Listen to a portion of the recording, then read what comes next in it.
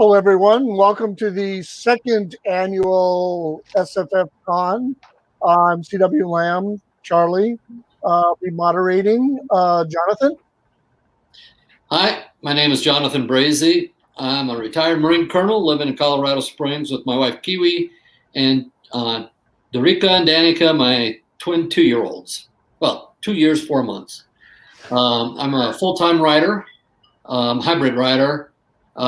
Got about 80 some odd titles to my name. Mostly military science fiction, but I dabble in paranormal and historical fiction. I'm a 2-time Nebula finalist, Dragon Award finalist, and a USA Today bestseller. That's about it. SJ? I'm SJ Shower. I'm the writer-creator of the Spiral Wars saga, soon to be relaunched under Dawn Runner Press this fall. Really looking forward to that. Live in Tucson, Arizona with my 3 boys, who are currently not here. So we should be relatively uninterrupted. And looking forward to this panel. Christina? I'm Christina Gruhl. I live in Midlothian, Texas, which is just about 30 miles south of Dallas. I have 3 kids ranging age from 17 to 4. Got quite a gap. I've spent the last few years traveling around the country with my husband as he went from duty post to duty post, but we're settled here now.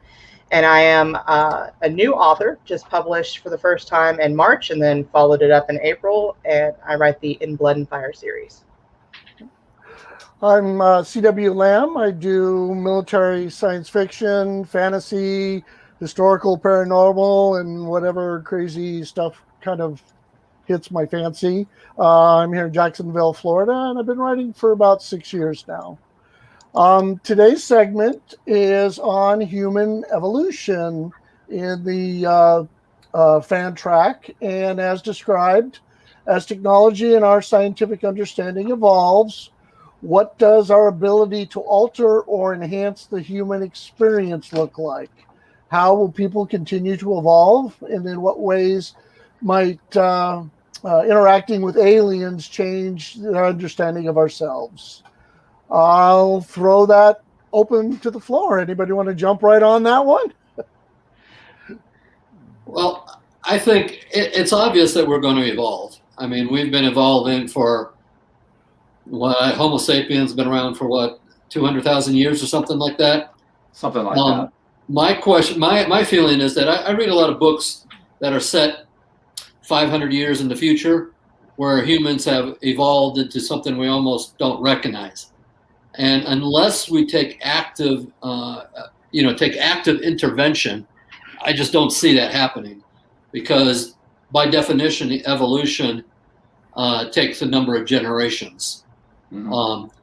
So active intervention could be we do it on purpose, or even do we do it by accident? If we start messing around with stuff that changes the DNA, well, you could call that evolution. Well, I mean, no, it is evolution. It is directed either on purpose or without.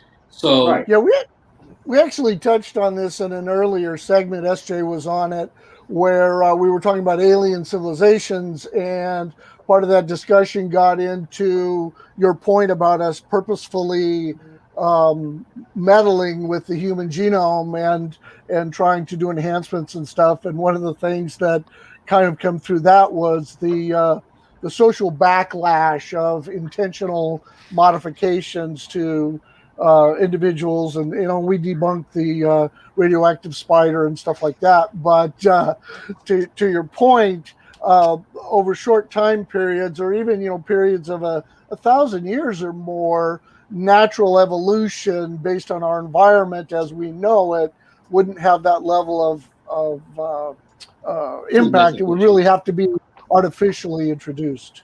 The series I'm doing right now, Sentenced to War, has that backlash to purposeful manipulation, and there is definitely a backlash there. Right. SJ? Well, I mean, exactly the 500 years to evolution it's a really short time frame when you think about it in terms of how long evolution takes. Evolution is an extremely slow process.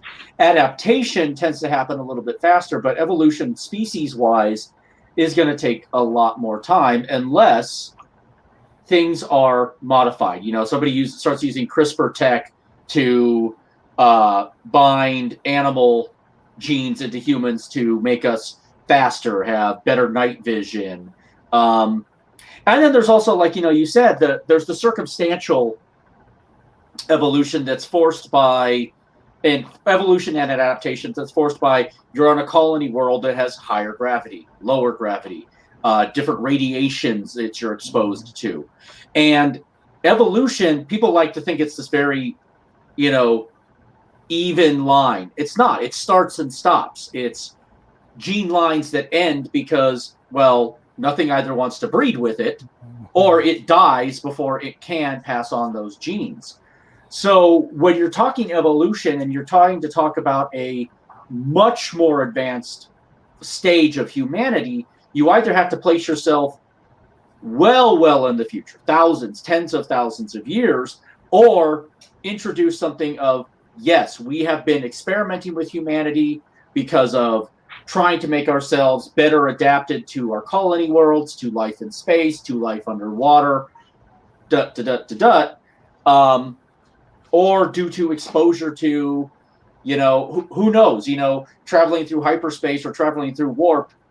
Maybe that has an influence on evolution. Some kind of radiation hits and goes from there. And I know some people like to bring in, well, what about breeding with other aliens? And to which I always am just like, no, it's not possible.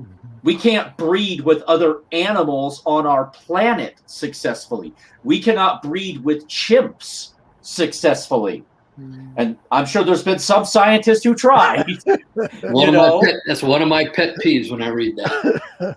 Yeah. Well, one of the things that occurred to me is part of this track, and I don't think we're limited to biological, but there's also aspects of social evolution, which, I got to say, even within the last 5 years, I think our social evolution has made some dramatic changes to what we perceive or what is considered to be the norm these days. And then we throw into that the consideration of a potential exposure to an alien culture, an alien race, and what kind of effects could that have with our human evolution in the way we live our lives. I like that, the social evolution. That's something that I had not thought of, and that's more relevant to my genre, to fantasy, because often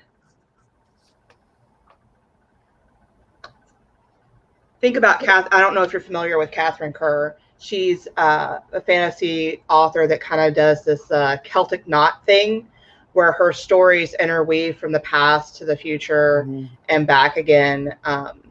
But her world evolved when humans and her elves started intermingling with each other, and there was a big cultural shift. So yeah, I kind of did that. Like we were talking, I have a fantasy series where the magic is gone from Earth, and then as magic returns, it's the people who are hybrid elf human. So we're already crossing the sci-fi boundary of, well, that's never going to happen. In the fantasy world, we make it happen. Yeah, we can. That's the thing about fantasy is you know, with magic, which is I forgot who said magic is just science we haven't understood. Yeah, you can do not just social evolution. You can have people evolve because that's your.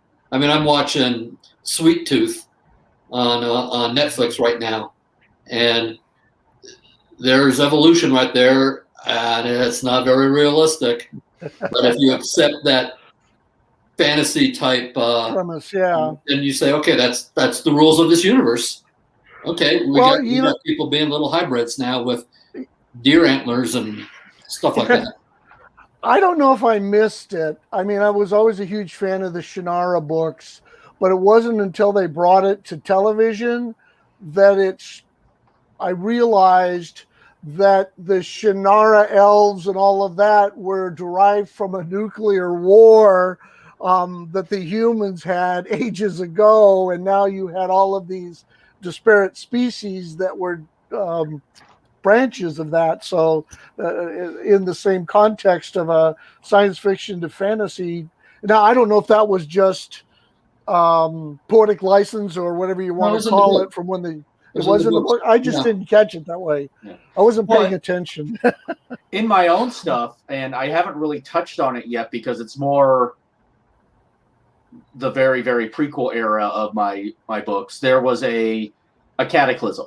The planet was devastated by an asteroid impact, but in preparation for a massive nuclear war, they had built these 13 domed cities survived.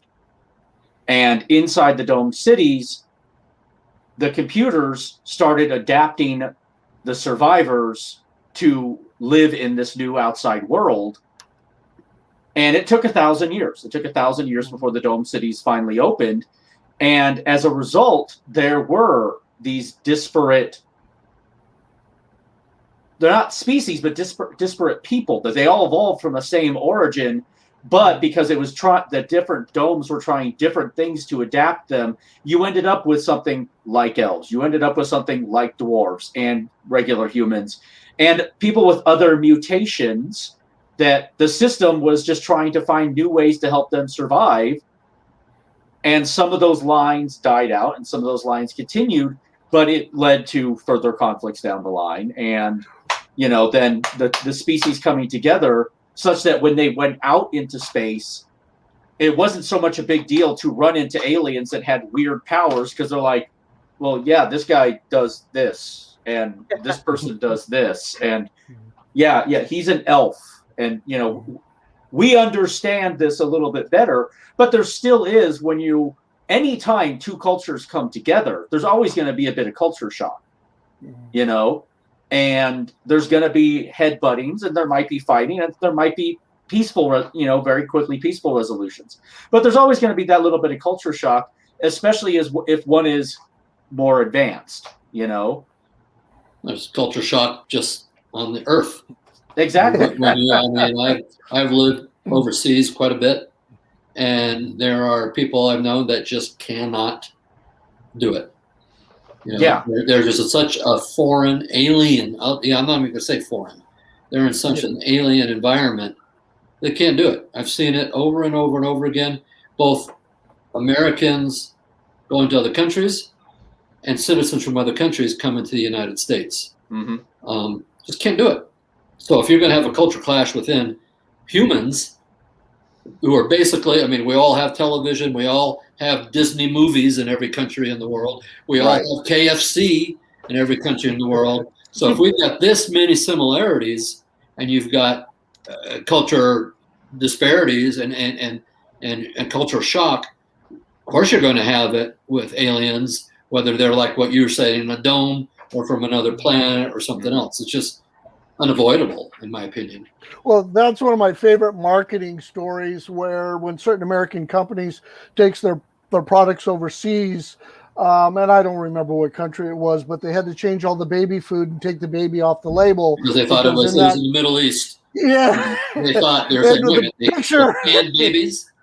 Yeah, I was a business professor for quite a while, for both masters and MBAs and doctorates. And that was that's one of the go-to. That and the Chevy Nova. The Chevy Nova. Yes, which means no-go in Spanish. Mm-hmm. Those are the two. That's in every professor's little That must have been the marketing class I just barely passed through. Well, and even some things like, even beyond that, when you have languages, different units of measure and stuff. Look at the Mars probe in the late 90s, early 2000s. It was half ESA, it was half NASA, and somebody left something in foot and somebody left something in meters, and it resulted in loss of the probe.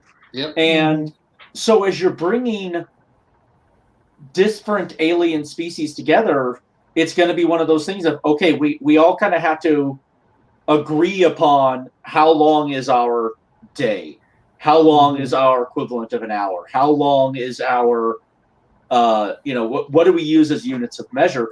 And typically as writers, we tend to use, good old Earth stuff, But that's I wrap my head around that all the time, and in the end, I purposely just forget it. I mean, for me to sit there and go, okay, wait a minute, because of the size of this planet, that means a meter is actually going to be, 52 centimeters from of what we have on Earth, and then wait a minute, what time is it? Okay, wait a minute. Now you got a planet that's spinning, so you've got Pacific Standard Time on that planet, and then that's just one of the things that I've just decided I am. If I say I'll see you tomorrow, I just hope no one's going to call. Tomorrow's actually in a fantasy book that I did. I took an individual from our culture, dropped him into the fantasy culture, and he's trying to understand the world. And one of the things we wrote through the process was, how much is a meal and a day's lodging? Because based on whatever the monetary value was, you could take two things that you can relate to in any location and extrapolate that to, if you have coppers and silvers and golds and it takes 15 coppers a day and blah, blah, blah, you would know that you could create that comparison, and that's a lot of money or that's not a lot of money. So I get what you're saying. And I think the interesting thing also when you're talking, and let's go back to physical evolution, is with our knowledge of science now compared to how physical evolution was discussed in older sci-fi. A friend of mine and I had a discussion about this with Dune. When Frank Herbert first wrote Dune, DNA had not been discovered. So all of their forced evolution was based on breeding. And it's like, if he were to rewrite Dune now, if he were still alive and he rewrote Dune now, I'm sure it would be a much faster process, because that's why, Dune is set, 5,000-ish years in the future? Something like that. Yeah. Something like that. And, it's all controlled breeding to get your Bene Gesserits, to get your Mentats, to get all these different versions of humanity through forced breeding or controlled breeding. Let's put it that way. Whereas, if he knew about DNA and DNA manipulation, he'd say, it could be 500 years in the future or 1,000 years in the future. But even then, when you figure the whole thing of banning of thinking machines in his universe, it's probably still would have taken thousands of years, just because of not having the ability to use computers. One of the things to remember too, though, is you were talking about adaptation, SJ. Adaptation is, I believe, different from evolution, because adaptation can almost be Lamarckian in a way.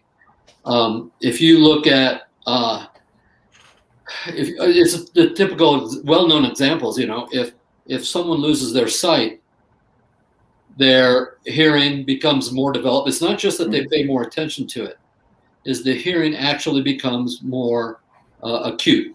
And the sense of smell within the brain or the olfactory that normally skip and I'm going to butcher, I always forget how to say this, the amygdala, directly to the amygdala without going through the thalamus. Mm-hmm. Well, if you get somebody who loses their sight, those routes within the brain change. You can increase your hemoglobin count by living at a higher altitude than if you were born in Los Angeles, and then you go live at Lake Titicaca. Kenyan marathoners. Your body. Now those are adaptations, but what if you continue to do that? I forgot who said it about living on a heavy planet, or that might have been another panel. Yeah. Those are adaptations that your body will go through. Right. Not really evolution, because it's not changing the DNA, but it is changing your body. And that's why I said it's kind of Lamarckian, that something that's been poo-pooed for all this time after Darwin. But Yes. it does happen. The human body is very, very responsive to the environment and can change itself. We have a remarkably adaptable body in a lot of ways.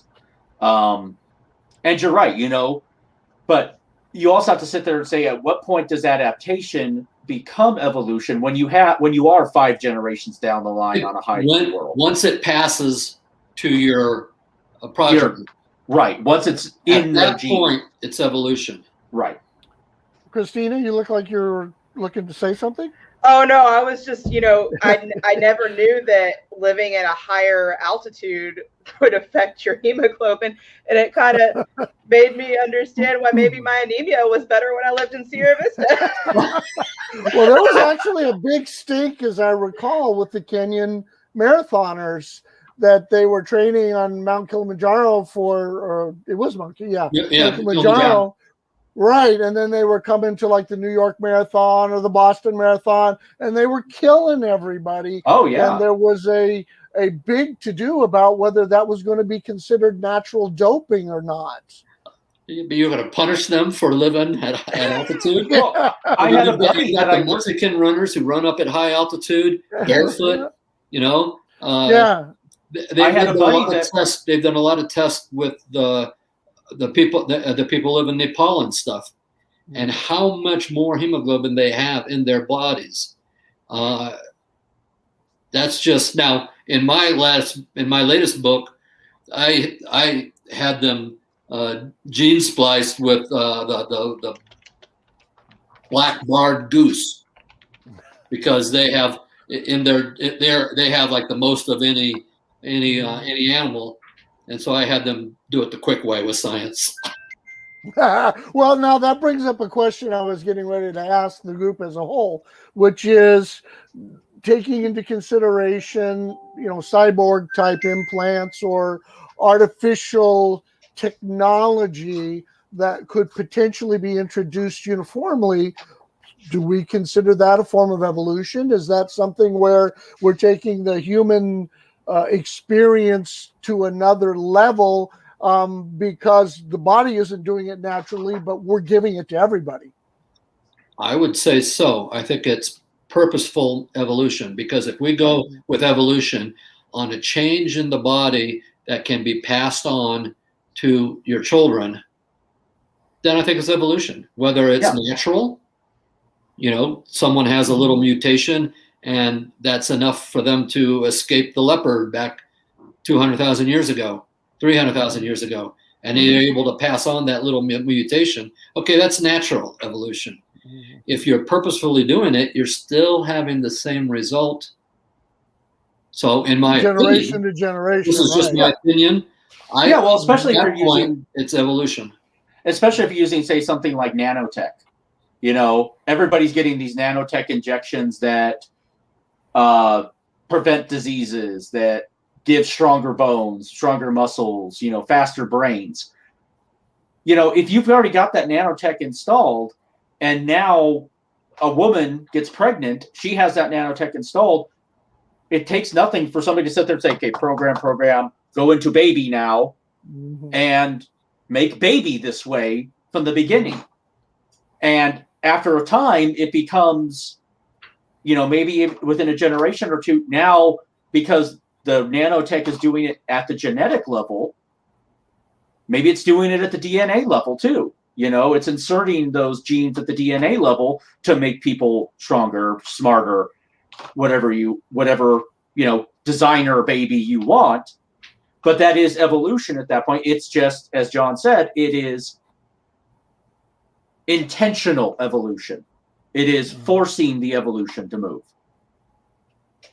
So, in that vein, another subject we touched on a different piece were generationships, where if we were looking to bridge the light years gap, and you create a starship that's the people who leave the planet are not going to be the ones to arrive there.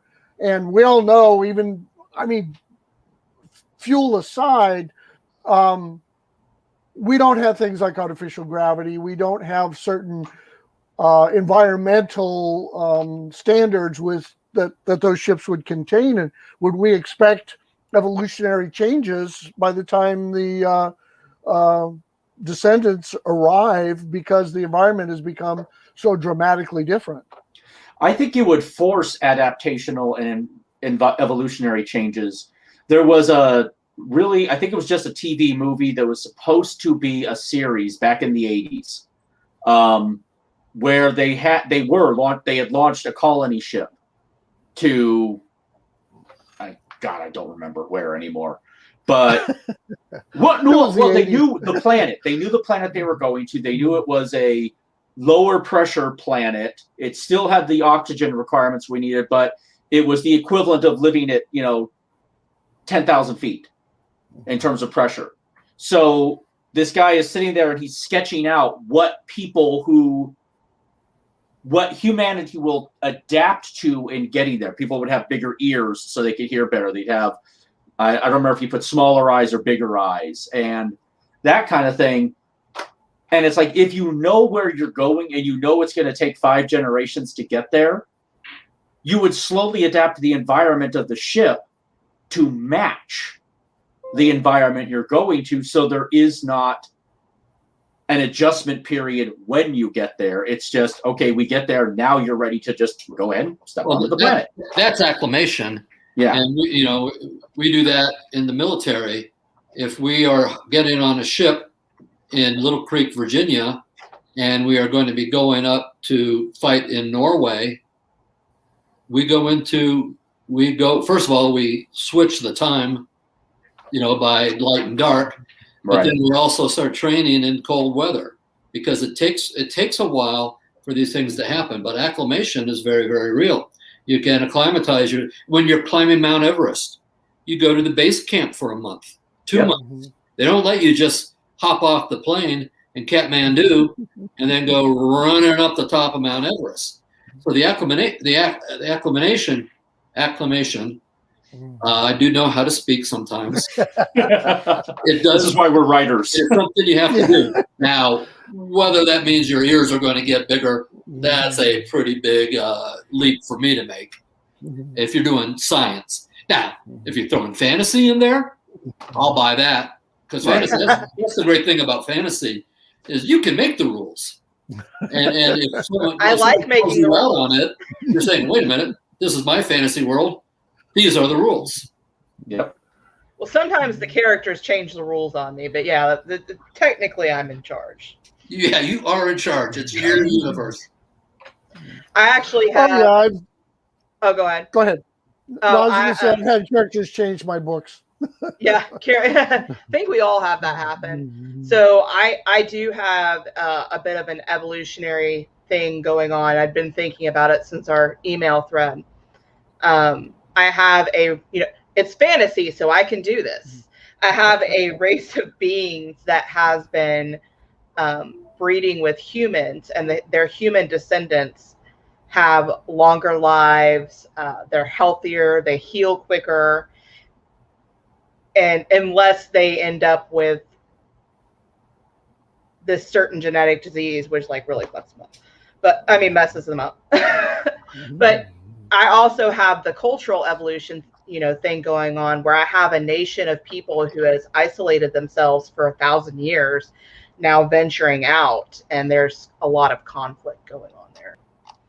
One of my favorite series that I wrote was called Werewolf of Marines, and basically, excuse the language, we call it a S-bird, is not a very good person in the military, gets bit by an Iraqi werewolf, and of course he becomes a werewolf. And I try to make it very scientific, believe it or not. I'm using science. But the concept of a virus being transferred from a werewolf by biting a regular human, and that changes them. Well, that virus is actually acting now as an agent for evolution, because it is actually changing the DNA. It's changing the genome of that person. So, in a way, yes, I'm cloaking this in science, but obviously there's a little fantasy. I mean, I tried to make all the weapons, every battle, every place in Iraq was absolutely true. The units were absolutely true. You just had to get past this whole werewolf thing. But well, I actually do that in my fantasy. It is, if you look at werewolf lore, that is kind of an evolutionary thing. Mm-hmm. And maybe if I think about it, maybe vampires are too. I'd have to. As long as they don't Some of sparkle. the vampire stories. We got into that one too, the sparkle, and what was the other thing, SJ? I don't remember, but that's one of the things I do actually try to do with the fantasy. To your point, Jonathan, is while it's magic, I try to describe what the magic is doing or how the magic is being. So, I mean, the person who has the magical ability, you got no explanation of why they're able to do what they're doing, but you're explaining what they're doing in a physical context so the reader can try to visualize, oh yeah, I could see where if you change the grain structures of these materials, you can make it weaker or stronger, and the building will fall down, or it'll arrows will bounce off or whatever. So yeah, I like that kind of fantasy better, where there's instead of in science fiction, sometimes you have to do the hand wavium because we don't have the science. There are some fantasy that they still do the hand wavium. I wave the magic wand, and poof. I want to see. I wave the magic wand, and it goes along the ley lines and interacts with the molecules. That's my kind of fantasy. Yeah. If for me, it's drawing in that energy and creating fields, and like the guy can't actually fly. What he does is able to manipulate force fields around him. There you go. That's what I like. Yeah. That's really. Some people say there's science fiction with fantasy. For me, that's science fantasy. Science fantasy. Yes. Yeah. I rather enjoy when someone does a good job on that. It's a series I want to write, but I'm just trying to figure out how do I get there to make this. How do I make hard science fantasy? That it's like the science is there when you dig into it. They just don't understand it. They're just accepting it because that's how it is. Well, and then I'll give a little the being an engineer. In the fantasy book that I have, you're moving from one realm to another, a realm of technology and science into a realm of mystery and magic. Well, if you're a knowledgeable technician in the physical world, you're a powerful magician in the other, because you're dealing with forces. It's just how you deal with those forces. I don't know how that applies to evolution, but I thought I haven't been on a panel yet that stayed strictly according to the script. Oh, yeah, Alan had to drag me back on one of them. Well, it's like, when we talk about fantasy and, let's look at like Tolkien races, your elves, your dwarves, your humans, your hobbits, and your orcs. Who's to say those didn't all come from a common ancestor? Well, we know that humans and elves can interbreed. Did Tolkien hint at that? I think he did. That was the tree, the white tree. Yeah. Yeah, the white tree was kind of representing that all of these emerged from a single race thousands upon thousands of years ago. And don't get me started on how technology stagnates in fantasy for thousands upon thousands of years. That's my problem with it. Yeah, that's always been one of my problems with that's fantasy. The problem with a lot of science fiction readers when they read fantasy. Well, it's the stagnation of technology. And when you're talking evolution as well, is what is causing the stagnation of technology to last for thousands of years? What's missing that keeps technology from evolving? Well, I actually brought that up in one of our notes. I don't know if you guys went through the email that I sent out, but one of the things that used to make me crazy about Star Trek was that they had reached a point in social evolution where nobody actually needed to work. The people who wanted to go out on the ships and explore and whatever, they had to apply and they had to be capable, but they didn't have to. They could have stayed on Earth and painted or did music or explored any other vein, because humanity had reached a point where there was no longer a challenge to survive.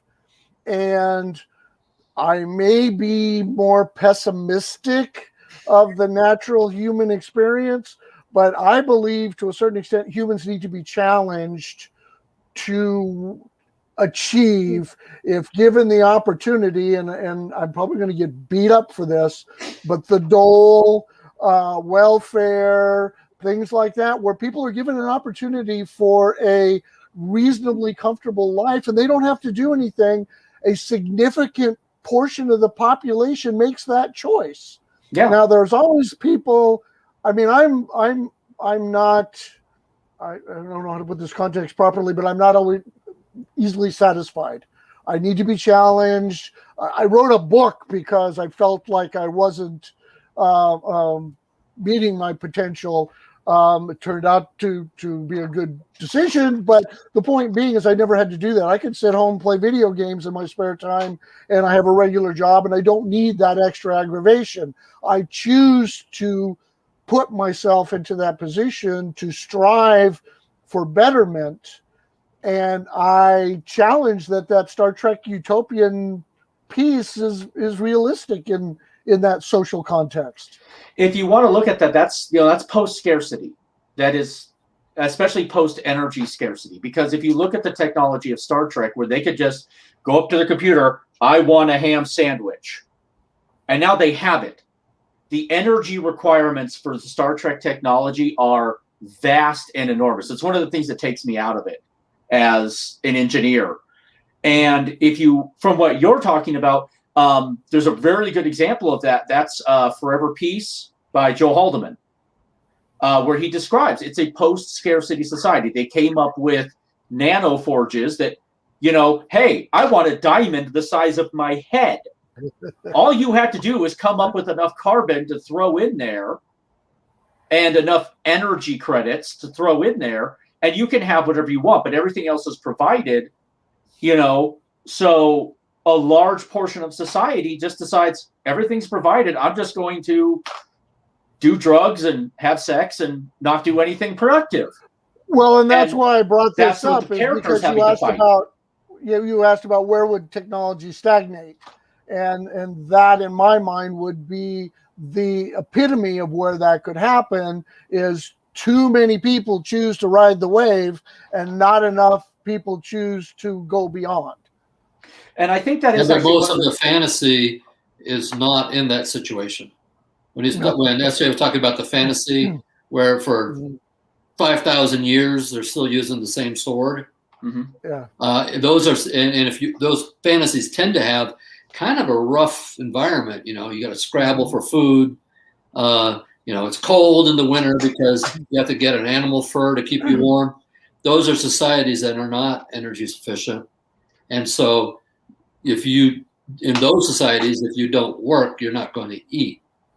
Right. Well, but I saw that. In the Star Trek, it's different because you have everything given to you. Well, but I solved that in my fantasy story by the reason why you have a sword and a bow is because if you have a keg of gunpowder, the wizard could blow it up in your face. So when reach certain, there's your answer. Remember, fantasy, you can do whatever you want. Right. You can have a planetary overlord wizard who doesn't want anything to advance. Exactly. And this wizard is 1,000 years old, and he doesn't want. He wants. You see your grandparents now. Well, look at me now. When I'm going, dang it! When I was a young kid, we used to be able to go down to the river and catch those bullheads. People don't like change. So if you've got a wizard that's been around for 1,000 years, maybe that wizard doesn't want change. That wizard's got enough power to smush any innovation. And that's one of the things when you're talking evolution, a technological evolution, a societal evolution. Technological evolution is pushed by the need for change, And when you see technological stagnation, this is one of the discussions I think we had in an old Star Wars group, is like, why do we not really see Star Wars tech advance? It's like, because they've gotten to the point that it doesn't need to, Yes, people still have to work hard. Yes, people still have all these things, all these hardships, but at the same time, their technology is advanced enough that they don't have to push it any further. Same with Star Trek. Star Trek is at a point technologically that there is no reason to push it any further without an external factor coming in. Some other alien There's race. always someone trying to get ahead. Right. And that will push them to develop some way to get ahead. It may be criminal, it may not be. And then people have to react to that. And so instead of having the Starship Enterprise, another 2,000 years, people are going in little pods around the galaxy. Mm-hmm. So we actually had a question pop up, and I apologize because I haven't been monitoring the active comments. And SJ, we talked about this in an earlier session about the Chinese baby experiment. Yeah, the basically the gene splicing of, I think that the current experiment that I heard about, and I need to research it some more, was they were splicing pig DNA into humans or human DNA into pigs. I don't remember. It was one direction or the other, basically using CRISPR. And in China, where they don't have some of the same laws and especially scientific ethics panels that we do in other countries, they're, I don't want to say more free to do it, but they're more willing to do that kind of thing that other scientists around the world are like, you're doing what? Now, the one article that I did have a chance to read about it, they were basically talking about it as using pigs to grow organs for humans. Yeah, that's been on the docket for a long time.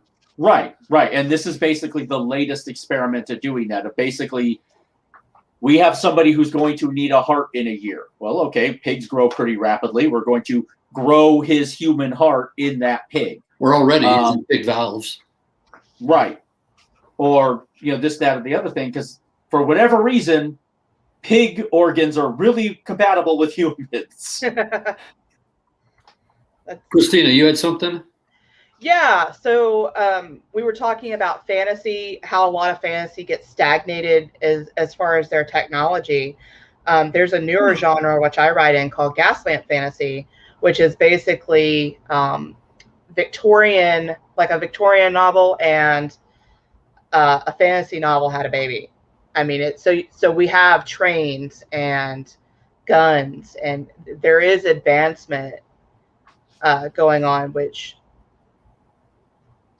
Well, I apologize for not knowing the difference. Well, how's that different than steampunk? In Gaslamp Fantasy, we don't have the gears and the cogs and the mechanical. Steampunk has like where your corset has cogs and does things. It's truly like Victorian. I hate the corset that where cogs doing stuff to me. I know that it's really crazy. No, it's truly like a Victorian novel, but it's fantasy. So it's steampunk has got more of those like scientific mechanical elements, and Gaslamp does not. Yeah, it's more social. I think I also heard at one time that Gaslamp is more fantasy elements in Victorian age, where you have elves and dwarves and orcs, whereas steampunk is how would technology have moved forward if we were still using steam power? Yeah. Instead of using internal combustion engines, we were using coal and steam. So, does that mean would Harry Potter be kind of Gaslamp? I don't know. I think so. No. Honestly, it's just modern Gaslamp. Yeah. Or a combination of urban fantasy. It's more urban fantasy, I think. I get lost in them all. Yeah, I get lost. Yeah. I don't know. I just write what I write. I read what I read. Well, I got to tell you a funny story about that. So I had this idea, and I wrote a book about buying a house that turned out to be haunted. And so I sent it to my editor, and I said, look, I have no idea what it is, but tell me what you think about it. And he says, oh, no, I really love this thing. And just so you know, you wrote paranormal historical romance. Okay, thank you. Yeah. Great. Yeah. But yeah, so I get your point. I just write it, and then they tell me what it is. So back to our subject here, based on the whole evolutionary pieces here. I mean, I think we see, categorically we have the physical evolution, the social evolution. We look at how they track both in fantasy and in science fiction. Is there anything we don't feel we've touched on here that? There's all kinds of little side pieces, and like I said, with this stuff about people experimenting with humans to induce that type of thing, I think this CRISPR experiment we discussed, there was quite an international backlash about what the Chinese were doing. A lot of people got really upset. And I think any forced evolutionary experimentation is going to meet such backlash. You're going to meet it from the scientific community. You're going to meet it from the political community, from the religious community that don't want to see this kind of thing happen. They want humanity to evolve naturally on their own. Now, at the same time, if there is a reason to push it, like a legitimate reason of, hey, we found another planet, but and we can send people there, but the atmosphere doesn't have enough oxygen, so we have to re-engineer people to breathe this other chemical. Would you still have pushback? Yes. Would you have as much pushback? Yes, I believe so. I mean, maybe we have pushback in the United States to taking a vaccine. Mm-hmm. Yeah, good point. We've got. I'm in Arizona. We're the highest vaccinated state. We will not take their Hey, kids I'm to in a Florida. doctor We jumped all over because that's against the natural way. Right. Yeah. So, well, I know, like in my own, be pushback no matter what you do, but that doesn't mean it won't happen. Right. I know in my own books, and I hate having to always reference my own stuff. It's they have a gene registry that everybody puts their data into. Now, the gene registry is supposed to be locked. It's supposed to be something that is a fallback in case of a massive disease or something like that. And you're not supposed to use it or intentionally try and use it for forced evolution. And especially in a species that has all these disparate genetic specialties, as they call them, that accepts mutation on a large scale because, hey, here, this person has this ability to throw lightning or absorb electricity more than somebody else. And this person can modify their eyes to basically be a telescope, amongst other things. They have that registry in order to help find cures, but you're not allowed to use it for forcing mutations or forcing evolutionary change. So, yeah, I mean, any kind of forced change is going to be met with a lot of skepticism and hostility. So, no, and just speaking personally, I think there's a lot of distrust in those types of things socially. I mean, in modern times, we have several examples where we know that different organizations or whatever have been collecting information for all the best purposes. And then I've seen, subpoena after subpoena that such a group or the government or somebody else wants access to that content. It just happens. So, wow, that got everybody quiet. They were afraid. I can't believe he said that. I do have a country in my books that where there is one person who controls who mates with who, so that certain traits evolve. She obviously doesn't have the science. She has, she thinks she's a god. She really does. But she chooses which one of her priestesses and which one of the reverse harem dudes, has babies together, so that certain traits are preserved and others are weeded out of her temple. Well, that's not far afield. I mean, I hate to go back there, but during World War II, the Germans had similar Aryan baby farms to. Well, it was the whole eugenics movement. Yeah, where do you think I got it from? Yeah, the eugenics movement came from the U.S. Yeah. Oh, really? Yep. Took it. So yeah, that's not a stretch. I got it from the Aryan baby farm. That was the one from. I just put magic into it. Because all of the priestesses and the consortium, the male harem people, they all can do magic. So the point is to make more babies. Genetic, yeah. Mm-hmm. Yeah. But I didn't really want to bring this up the way it would be in the context. But I mean, let's face it. Look at dogs. I mean, dogs have been bred for particular traits for years and years and years, and you look at go back to what the original wolf was, and look what we have today. In that broad spectrum. So the capabilities are there, but as I understand the biology, the canine experience, if you will, is easier to manipulate. Most of the breeds that we have now didn't exist 200 years ago. Yeah, it was a very Victorian thing, if I remember correctly, to come up with new breeds. I don't know how a Chihuahua came from a wolf. I mean, that is beyond my understanding. When they're pups, they all look alike. Yeah, that's true. A Mastiff and a Chihuahua pup look pretty much alike. Oh, we've got a family of coyotes in our backyard right now. A mama and 5 cubs, 5 pups.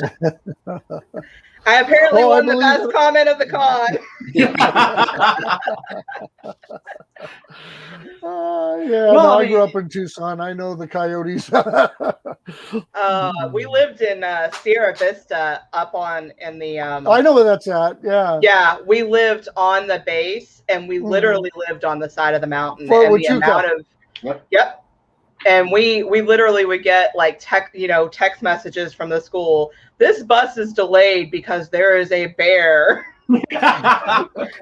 Sounds like Sierra Vista. Yeah. And I mean, I couldn't go for my runs. Believe it or not, I did run at the time. Couldn't go for my runs early in the morning because of the wild boars and the coyotes that were out. It was crazy. Arizona was wild. Oh yeah. My youngest child was born there, so maybe that makes sense. She is the wildest. There you are. Well, we're coming up on the last 5 minutes here. I'm a little bit ahead of myself, but I just wanted to give everybody an opportunity to speak to the experience and let people know where they might be able to get more of your experience if they want to read what you have. Jonathan? You can find me at jonathanbrazy.com or on Amazon or on Facebook. I currently have several books. I have Recruit, which is the start of my biggest series, and Fire Ant are currently free, and they're wide. So if you want to read something for free to see what I write, that's a good chance to do it. Awesome. SJ?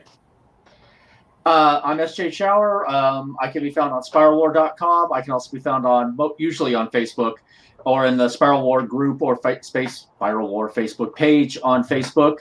Looking forward to the relaunch this fall and really looking forward to interacting with everybody who's watching this and other conventions more in the future. Christina.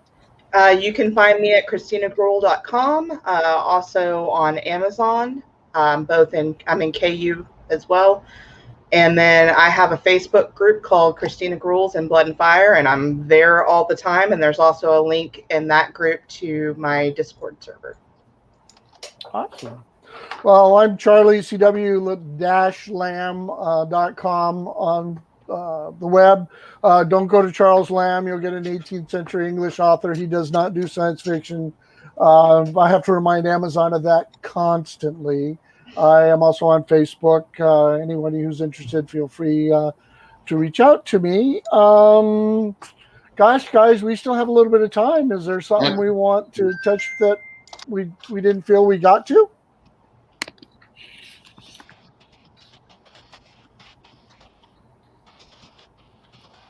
I think that's a no. Sorry about that. My ex was messaging me about dropping the boys off. What do we have here? Somebody more thought questions or something we said comments? was funny. No, I mean, I think we beat this one to death pretty much. Okay. Well, it's kind of funny because the other two panels that I'm on, and SJ can attest to this, we ran it right to the last minute, and then we spent another half hour after the panel was over continuing these threads. But I think in this particular case, we pretty much wrapped this one up in a nice, tight little bow. I think we did. Okay. Anybody have any new material coming out they want to speak to while we have the time? My next book comes out in August. Like I said, we're looking at the Spiral War relaunch starting in August, September, and that'll cap off with book 6, Shattered Pantheons. So Awesome. Jonathan? Well, my Sentence to War series with Jeff Chaney is out. It's been doing very well. That's it. Well, I actually have a question. I have like 2 minutes, and this is a personal question. How do you enjoy collaborating when you do work? It's easier to work on your own, far easier, and my collaborations have not been extensively rewarding from a financial standpoint, but Jeff Chaney is different. I'm doing the writing, and he's doing everything else, and we got up to number 26 3 weeks ago. Number 26 wow. on Amazon. Congratulations But on financially, I mean, we had 1,000 reviews already for the first book. It's working out real well. Jeff is a great guy to work with. He understands the business. If I had written these books alone, they would not have sold as many. Oh, wow. Well, SJ and I were on a panel. Which one was it? The first panel, I think, where we were discussing. The 3 of us were technical engineers, and 3 of the people were linguists and social.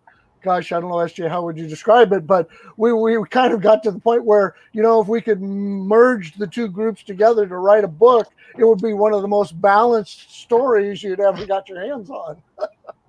I think that was creating an alien civilization. Yeah. So. Yeah. Well, guys, I think we're just about it. I wanted to thank all of you for participating. I really enjoyed it, and look forward to working with you all again in the future. Hopefully, we won't have to wait until next year. We can find something in between. Yep, sounds good. I'll be at a bunch of different cons. So, yeah, I know I have TuskCon coming up down here. Waiting to hear about Tucson Comic-Con. And then I'll be at Superstars next February. I've yet to do one of those. I need to get off my butt and schedule something. And I have got a coffee clutch going on right now, so I've got to sign off. All right. See you, John. See you later, Colonel.